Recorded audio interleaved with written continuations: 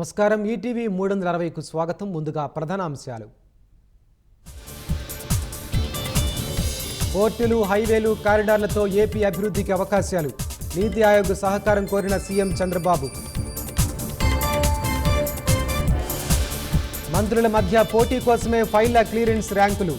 వేగంగా పనిచేస్తే తప్ప ఫలితాలు ప్రజలకు చూపలేమన్న సీఎం. జగన్ వ్యాఖ్యలకు విజయసాయి, మోపిదేవి కౌంటర్. విశ్వసనీయతతోనే పదవులు వదులుకున్నామని వెల్లడి. 8 గంటలుగా రాంగోపాల్ వర్మను విచారిస్తున్న ఒంగోలు పోలీసులు. కూటమి నేతల ఫోటోలు మార్ఫింగ్పై ఆరా. రేపు ఢిల్లీ అసెంబ్లీ ఎన్నికల ఫలితాలు. అధికారం తమదే అంటున్న ఆప్, బీజేపీ.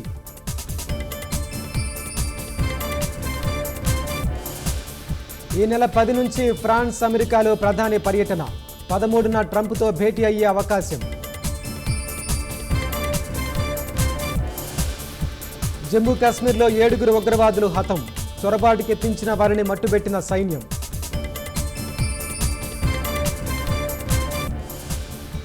ఐదేళ్ల తర్వాత కీలక వడ్డీ రేట్లు తగ్గించిన ఆర్బీఐ.